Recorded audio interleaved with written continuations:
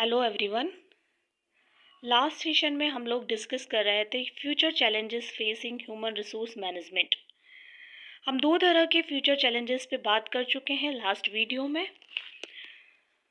First, environmental challenges जो human resource management के द्वारा फेस किया जाता है और इस तरह के चैलेंजेस को कंट्रोल करना मुश्किल होता है। लेकिन एक एचआर मैनेजर अगर इन सारे चैलेंजेस से पहले से अवेयर होता है तो कहीं ना कहीं वो अपनी इंडस्ट्री के अंदर एक बहुत ही अच्छी तरीके से मैनेजमेंट कर सकता है। तो एचआर की रिस्पॉन्सिबिलिटी है कि एक्सटर्नल एनवायरनमेंट में जो भी चेंजेस हो रहे हैं उन चेंजेस को लेकर वो पहले से अवेयर हो।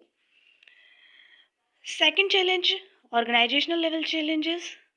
ये चैलेंजेस एक human resource manager organisational level पर फेस करता है और ऑर्गेनाइजेशन के डेवलपमेंट के लिए बहुत ज़रूरी है कि वो इन सारे चैलेंजेस को सही तरीके से मैनेज करे, तभी जाके एक एचआर जो है वो अपनी ऑर्गेनाइजेशन का डेवलपमेंट कर सकता है। आज के सेशन में हम लास्ट चैलेंज पर डिस्कशन करेंगे, ह्यूमन रिसोर्स मैनेजमेंट के इंडिविजुअल चैलेंजेस जिसे एक एचआर मैनेजर इंडिविजुअल लेवल पर फेस करता है। इंडिविजुअल चैलेंजेस की लिस्ट यहाँ इस स्लाइड में मेंशन की है। हम वन बाय वन करके एक एक चैलेंज पर डिस्कशन करेंगे। फर्स्ट है मैचिंग पीपल एंड ऑर्गेनाइजेशन। हर ऑर्गेनाइजेशन चाहता है कि उनकी ऑर्गेनाइजेशन में ऐसे लोग आए जो उस ऑर्गेनाइजेशन के गोल को अचीव करने में सपोर्ट करें। तो ऑर्गेनाइजेशन चाहता है कि जो ह्यूमन रिसोर्स उनकी ऑर्गेनाइजेशन में आए वो कैपेबल हो, वो नॉलेजेबल हो, वो टैलेंटेड हो और ऑर्गेनाइजेशन के गोल से अवेयर हो और उसी के अकॉर्डिंगली वो काम करें। तो कहीं ना कहीं दोनों की कंपेबिलिटी होना बहुत ज़रूरी है। वैसे ही जैसे कि एक एचआर डिपार्टमेंट के लिए कहा जाता है कि वो एक मैरिज ब्यूरो होता है। जैसे हस्बैंड एंड वाइफ अगर दोनों का मैच नहीं है तो वो एक सही तरीके से अपनी मैरिज लाइफ को नहीं जी सकते हैं।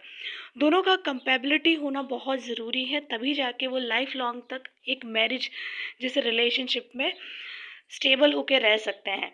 तो वैसे ही एक इंडस्ट्री के अंदर ह्यूमन रिसोर्स मैनेजर भी चाहता है कि उनकी ऑर्गेनाइजेशन में ऐसे कैपेबल, ऐसे नॉलेजेबल लोग हो जो मैच करते हो, जिनकी पर्सनालिटी मैच करती है उसकी ऑर्गेनाइजेशन के गोल से और दोनों ही एक दूसरे को लेकर जो है वो कमिटेड हो और कैपेबल कंपैटिबिलिटी जो है वो दोनों की एक जैसी हो।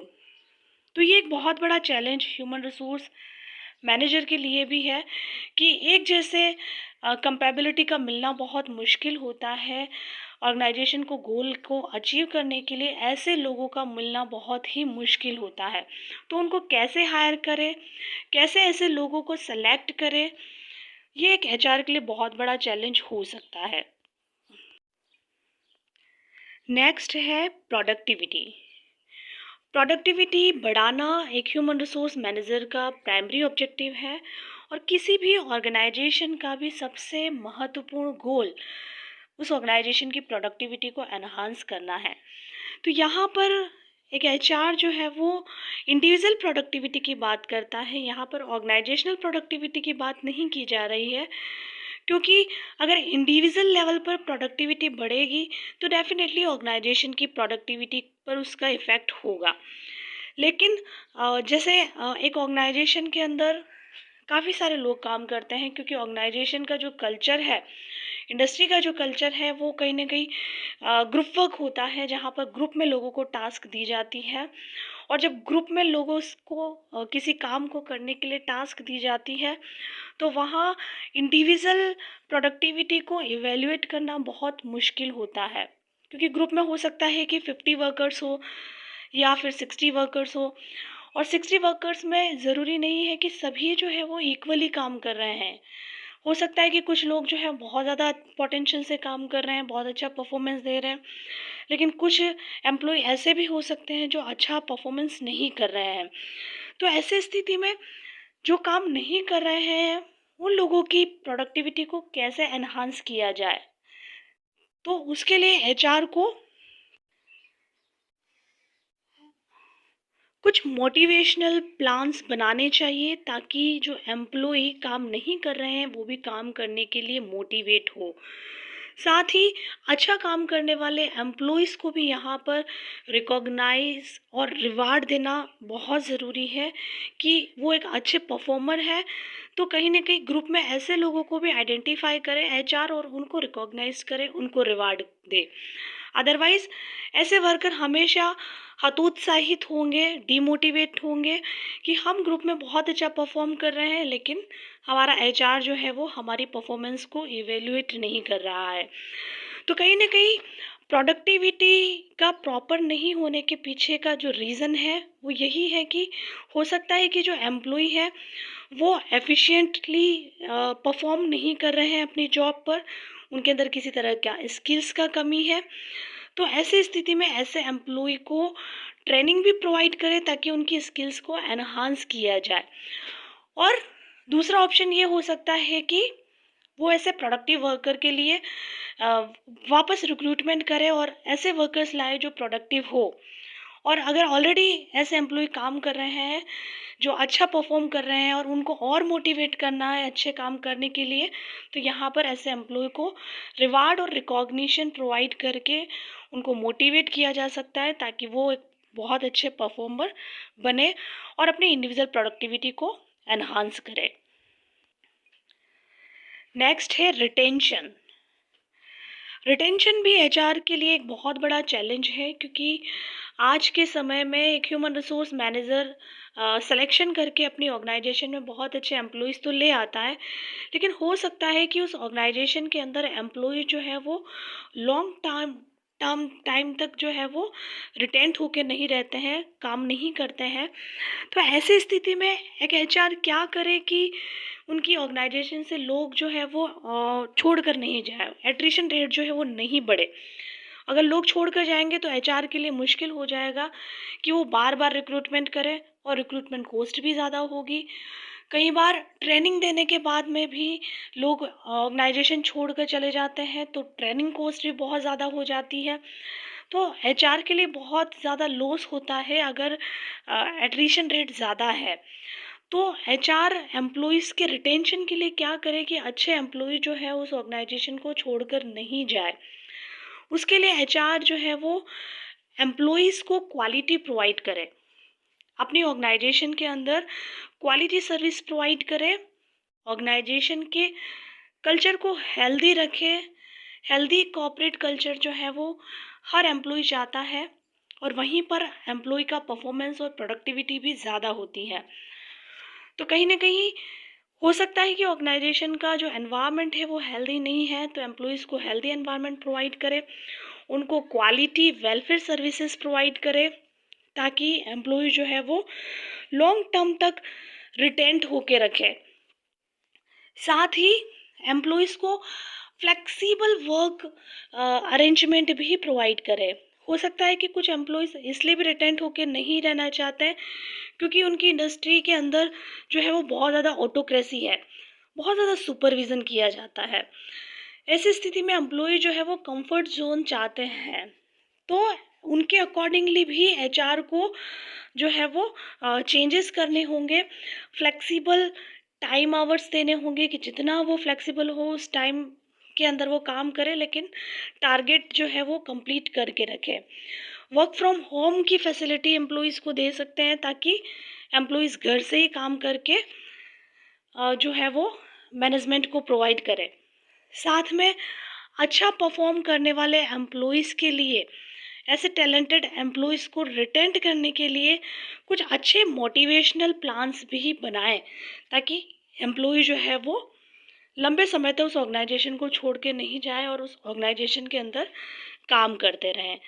तो ये एचआर के लिए बहुत बड़ा चैलेंज हो सकता है और इन फ्यूचर भी एचआर के लिए ये बहुत बड़ा चैलेंज हो जाएगा रिटेंशन, कि एम्प्लॉयज़ ऑर्गेनाइजेशन को छोड़ कर जा रहे हैं क्योंकि ऑर्गेनाइजेशन का जो एचआर है, जो इंसेंटिव स्कीम है, जो मोटिवेशनल प्लान है वो उनके प्रॉपर नहीं है और ऑर्गेनाइजेशन का जो कल्चर है वो हेल्दी नहीं है, जिसके कारण एम्प्लॉय जो है वो रिटेंट होके नहीं रहना चाहते हैं।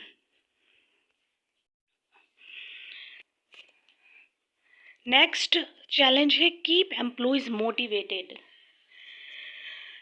आप देखिएगा कई बार इंडस्ट्री के अंदर एक जैसे काम को करते करते एम्प्लॉय बहुत ज़्यादा बोरिंग हो जाते हैं, क्योंकि जॉब उनकी बहुत ज़्यादा मोनोटोनस होती है। तो ऐसी स्थिति में एम्प्लॉय जो है वो उस काम पर कई बार स्टार्टिंग में बहुत अच्छा परफॉर्मेंस देते हैं, तब प्रोडक्टिविटी अच्छी रहती है, लेकिन धीरे धीरे जो है वो मोनोटोनस जॉब के नेचर के कारण एम्प्लॉय जो है वो अपना परफॉर्मेंस डाउन कर देते हैं। ऐसी स्थिति में एचआर की रिस्पॉन्सिबिलिटी है कि ऐसे एम्प्लॉय को ऑलवेज मोटिवेटेड रखें, हमेशा एम्प्लॉय मोटिवेटेड रहे, काम पर अच्छा परफॉर्मेंस दे, अपने स्किल्स और अपने टैलेंट का भरपूर उपयोग करे और अच्छे से ज़्यादा जो है वो इनोवेशन करे। उसके लिए ज़रूरी है कि एम्प्लॉयज़ को हमेशा मोटिवेटेड रखना। एम्प्लॉयज़ मोटिवेटेड रहेंगे तो वो उस ऑर्गेनाइजेशन के लिए बहुत अच्छा होगा, क्योंकि मोटिवेटेड एम्प्लॉयज़ हमेशा ऑर्गेनाइजेशन के लिए, उसके डेवलपमेंट के लिए अच्छे और कारगर साबित होते हैं। तो एचआर की रिस्पॉन्सिबिलिटी है कि ये मोटिवेशन जो है वो एम्प्लॉयज़ के अंदर बनाए रखे, और ये भी कोई छोटा मोटा टास्क नहीं है, ये भी बहुत बड़ा चैलेंजिंग वर्क है कि कैसे एम्प्लॉयज़ को हमेशा मोटिवेटेड रखना, ताकि एम्प्लॉयज़ जो है वो अच्छा काम करने के लिए तैयार रहें।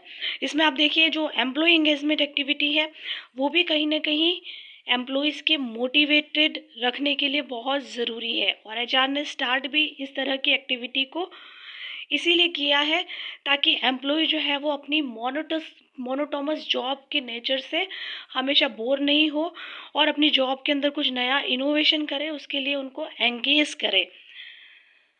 तो ऐसी बहुत सी एक्टिविटीज़ हैं जिसको करके एचआर एम्प्लॉयज़ को हमेशा मोटिवेटेड रख सकता है, और अगर एचआर इस तरह की मोटिवेटेड या मोटिवेशनल प्लान को नहीं बनाएगा तो एम्प्लॉयज़ जो है वो ऑर्गेनाइजेशन छोड़ के चले जाएंगे, यहाँ वापस एट्रिशन रेट जो है वो बढ़ सकती है। तो ये भी एक बहुत बड़ा चैलेंज फ्यूचर में एचआर के लिए हो सकता है। नेक्स्ट चैलेंज है जॉब इनसिक्योरिटी। जॉब की इनसिक्योरिटी आज के समय में बहुत से लोगों के मन के अंदर है, और स्पेशली गवर्नमेंट सेक्टर में तो नहीं है, लेकिन प्राइवेट सेक्टर में इस तरह की जॉब इनसिक्योरिटी ज़्यादा है। क्योंकि गवर्नमेंट जॉब तो अगर स्टार्टिंग में आपकी गवर्नमेंट जॉब लग जाती है तो आप ऑलरेडी सिक्योर हो जाते हैं, और हर व्यक्ति इसीलिए गवर्नमेंट जॉब को चाहता है, ताकि स्टार्टिंग के एफर्ट्स करने से अगर उनको अच्छी गवर्नमेंट जॉब मिल जाएगी तो उनका कैरियर जो है वो सिक्योर रहेगा। लेकिन जब गवर्नमेंट जॉब नहीं मिले और अगर किसी को प्राइवेट जॉब करना है और प्राइवेट जॉब में आ जाता है तो वहाँ उसके मन में हमेशा इनसिक्योरिटी का फियर रहता है कि मैं कितना भी अच्छा परफॉर्म करूँगा, कितना भी अच्छा पोटेंशियल से काम करूँगा, कमिटेड होके काम करूँगा, लेकिन मेरी जो इंडस्ट्री है वो कभी भी निकाल सकती है। ऐसा फियर एम्प्लॉय के मन में हमेशा रहता है। ऐसी स्थिति में अगर एम्प्लॉय इस तरह के फियर से इन्फ्लुएंस है, या ज़्यादातर एम्प्लॉयज़ आपकी इंडस्ट्री में इस तरह के फियर से इन्फ्लुएंस है, तो एम्प्लॉयज़ का परफॉर्मेंस लेवल डाउन हो जाएगा। एम्प्लॉय जो है वो कमिटेड नहीं रहेगा, क्योंकि वो जॉब को लेकर इनसिक्योर है। और कहीं ना कहीं एम्प्लॉय जो हमेशा मोटिवेटेड रहना चाहिए, जिसकी एक्सपेक्टेशन हर ऑर्गेनाइजेशन करती है, तो इस फियर के कारण जो है वो एम्प्लॉय हमेशा मोटिवेटेड होकर भी काम नहीं करेगा। तो कहीं ना कहीं एचआर को इस चैलेंज को फेस करना पड़ सकता है, और इस चैलेंज को सॉल्व करने के लिए एचआर को एम्प्लॉय को बहुत ज़्यादा कंफर्ट देना होगा। एम्प्लॉय के मन के अंदर अगर इस तरह का फियर है जॉब को इनसिक्योरिटी को लेकर, तो एचआर को इस तरह के सिक्योरिटी प्लान्स भी बनाने होंगे कि एम्प्लॉय अपनी हेल्थ को लेकर सिक्योर रहे, और इसके अलावा अपनी जॉब को लेकर भी सिक्योर रहे। इस तरह का कमिटमेंट एचआर को अपने एम्प्लॉय से करना होगा, अदरवाइज एम्प्लॉय जो है वो इस तरह की जॉब इनसिक्योरिटी के प्रेशर से, फियर से अपनी वर्क पर सही तरीके से परफॉर्म नहीं करेंगे। नेक्स्ट चैलेंज है counter productive behaviour. Counter productive behaviour ये एक बिहेवियर का ही एक पार्ट है। हम जानते हैं कि बिहेवियर एक एम्प्लॉय की ऑर्गेनाइजेशन में काम के दौरान बहुत ही इम्पॉर्टेंट होता है कि एम्प्लॉय ऑलवेज पॉजिटिव रहे और पॉजिटिव बिहेवियर करते हुए ही काम करें। साथ ही इसी बिहेवियर के कारण इंडस्ट्री के अंदर कई तरह के कॉन्फ्लिक्ट हो जाते हैं, कई तरह के डायनामिक्स क्रिएट हो जाते हैं अगर किसी एम्प्लॉय का बिहेवियर जो है वो नेगेटिव हो। तो यहाँ पर काउंटर प्रोडक्टिव बिहेवियर ऐसा बिहेवियर है जो ऑर्गेनाइजेशन में काम करने वाले ऐसे लोग जो लंबे समय से काम कर रहे हैं लेकिन शायद वो डीमोटिवेट हो चुके हैं, जिसके कारण वो खुद भी काम नहीं करना चाहते हैं और साथ ही जो लोग काम कर रहे हैं उन लोगों को भी काम करने से रोकते हैं।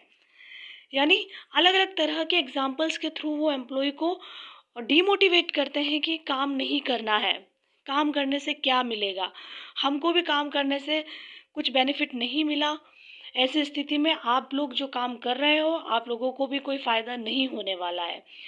ऐसे कुछ नेगेटिव क्रिटिसिज्म वाली बातें करके लोग जो है वो काम करने वाले एम्प्लॉयज़ को भी काम करने से रोकते हैं। तो ऐसा जो बिहेवियर है उसे हम काउंटर प्रोडक्टिव बिहेवियर कहते हैं। और अगर काउंटर प्रोडक्टिव बिहेवियर ज़्यादा संख्या में किसी ऑर्गेनाइजेशन में काम करने वाले लोगों के अंदर है तो ये एचआर के लिए बहुत बड़ा चैलेंज हो सकता है। तो एचआर की ड्यूटी है कि वो ऐसे काउंटर प्रोडक्टिव लोगों से बच के रहे और साथ ही जो लोग अच्छा काम करने वाले एम्प्लॉयज़ हैं, जो मोटिवेटेड एम्प्लॉयज़ हैं, उनकी संगत से ऐसे लोगों को दूर रखें। साथ ही ऐसे काउंटर प्रोडक्टिव लोगों को आइडेंटिफाई करें और उनको भी काम करने के लिए मोटिवेट करें और उनकी प्रॉब्लम्स को भी आइडेंटिफाई करें एचआर कि क्यों जो लोग लंबे समय से अच्छा परफॉर्म कर रहे थे और वो सडनली काउंटर प्रोडक्टिव कैसे हो गए हैं।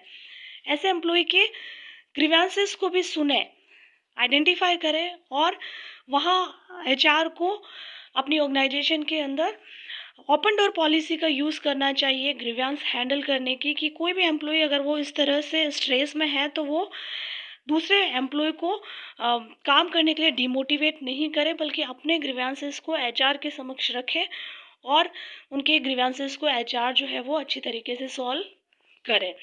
तो यहाँ पर ऐसे एम्प्लॉय को आइडेंटिफाई करना, उनकी प्रॉब्लम को सोल्व करना एचआर के लिए बहुत बड़ा चैलेंज हो जाता है और ऐसे चैलेंजेस इन फ्यूचर भी एचआर जो है वो फेस कर सकता है।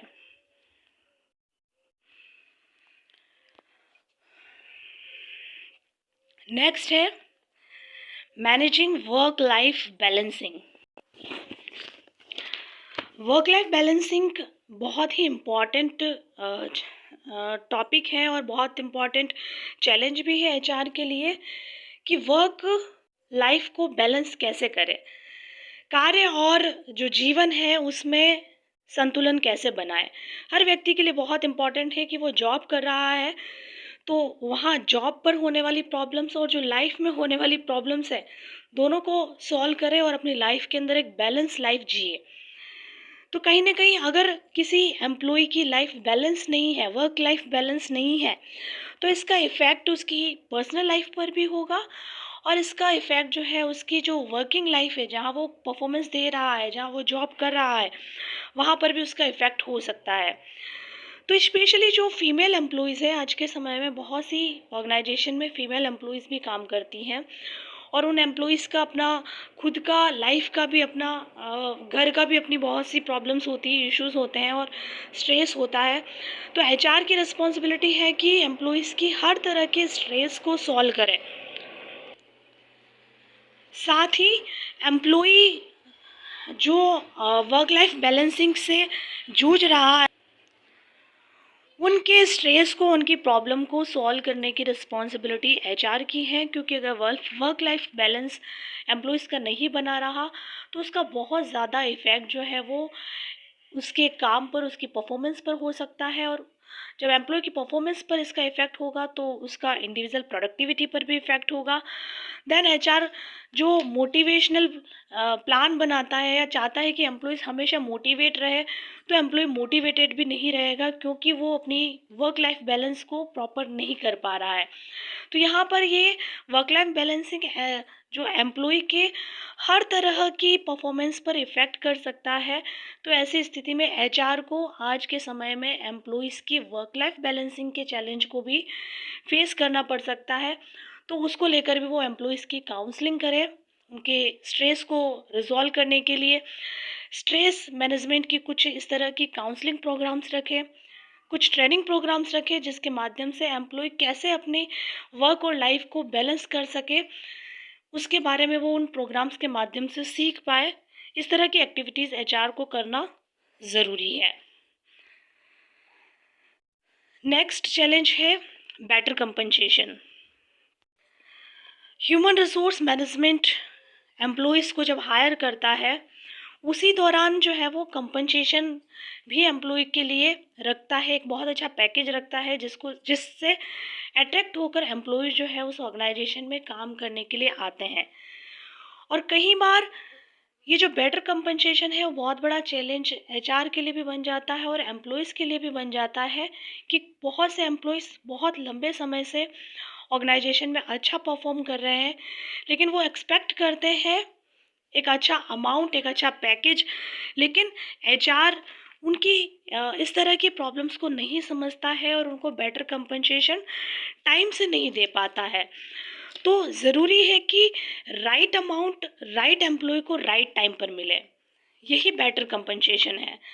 तो अगर वो जो एक्सपेक्टेशन करता है कि आज उसे एक अच्छी सैलरी मिले क्योंकि वो अच्छा परफॉर्मेंस दे रहा है और उसको 5 साल बाद वो अमाउंट मिलता है, वो पैकेज मिलता है, तो कहीं ना कहीं एम्प्लॉय जो है वो डीमोटिवेटेड हो जाएगा। तो एक अच्छे एचआर के लिए यही बहुत बड़ा रिस्पॉन्सिबिलिटी है कि वो ऐसे टैलेंटेड एम्प्लॉयज़ को आइडेंटिफाई करे और उनके लिए भी एक एट्रैक्टिव पैकेज प्लान बनाए ताकि एम्प्लॉय जो है वो हैप्पी रहेंगे, मेंटली स्ट्रेस में नहीं रहेंगे और वो एक बहुत अच्छा परफॉर्मेंस अपनी ऑर्गेनाइजेशन में देंगे। एम्प्लॉय हमेशा मोटिवेटेड रहेंगे अगर उनको बेटर कंपनसेशन प्लान दिया जाएगा। तो ये भी एक एचआर के लिए बहुत बड़ा चैलेंज हो सकता है। तो वो आइडेंटिफाई करे कि उसकी ऑर्गेनाइजेशन में कौन लोग कैपेबल है, कौन अच्छा परफॉर्मर है और उनको उसके accordingly better compensation they. Next and last challenge है डिसिप्लिन। डिसिप्लिन हर व्यक्ति की लाइफ में बहुत इम्पॉर्टेंट है क्योंकि डिसिप्लिन से ही हर व्यक्ति अपनी लाइफ के गोल को अचीव करता है। और एक ऑर्गेनाइजेशन के लिए तो डिसिप्लिन और भी इम्पॉर्टेंट है क्योंकि डिसिप्लिन का इफ़ेक्ट डायरेक्ट प्रोडक्टिविटी पर होता है। और अगर एम्प्लॉयज़ डिसिप्लिन में नहीं रहेंगे तो डेफिनेटली वो प्रोडक्टिविटी जो है वो डिक्रीज़ हो सकती है। तो एचआर की रिस्पॉन्सिबिलिटी है कि वो एक ऐसा एनवायरनमेंट क्रिएट करे कि एम्प्लॉय जो है वो डिसिप्लिन में रहे। साथ ही अगर एम्प्लॉयज़ डिसिप्लिन में नहीं होंगे तो एम्प्लॉय जो है वो हो सकता है कि वो मिसबिहेव करेंगे, कॉन्फ्लिक्ट क्रिएट करेंगे, काम पर पूरा फोकस नहीं करेंगे, जिससे हो सकता है कि प्रोडक्टिविटी डाउन हो जाए, क्वालिटी जो है वो डाउन हो जाए और इन सारी चीज़ों के कारण इंडस्ट्री जो है वो प्रोडक्टिव नहीं हो पाएगी क्योंकि उनकी ऑर्गेनाइजेशन में ज़्यादा संख्या में ऐसे एम्प्लॉय काम कर रहे हैं जो इनडिसिप्लिन में है। तो एक डिसिप्लिनरी कल्चर क्रिएट करना भी एचआर के लिए बहुत बड़ा चैलेंज हो सकता है इन फ्यूचर, क्योंकि आज के समय में ज़्यादातर एम्प्लॉय जो है वो कहीं ना कहीं अपनी प्राइमरी जो एजुकेशन है या जो उनकी लाइफ है, वहीं उनका जो होम है वहीं से जो है वो डिसिप्लिन को नहीं सीख के आते हैं। ना तो घर से वो डिसिप्लिन सीख पा रहे हैं, ना वो स्कूल से डिसिप्लिन सीख पा रहे हैं, ना वो कॉलेज से डिसिप्लिन सीख पा रहे हैं। तो ऐसे स्थिति में ऐसे एम्प्लॉय जब जॉब पर आएंगे तो वहाँ पर भी वो इनडिसिप्लिन क्रिएट करेंगे। तो यहाँ पर एचआर के लिए बहुत बड़ा चैलेंज हो सकता है कि एम्प्लॉय को एक डिसिप्लिनरी लाइफ देना, और अगर वो डिसिप्लिनरी लाइफ अच्छे से दे देता है तो इंडस्ट्री हमेशा जो है वो ग्रोथ करेगी, प्रोडक्टिव रहेगी और अच्छा नाम जो है वो पूरे कंट्री के अंदर वो इंडस्ट्री कर पाएगी। तो ये एचआर के कुछ इंडिविजुअल चैलेंजेस थे जिनके बारे में हमने आज के सेशन में डिस्कस किया है। So thank you all of you.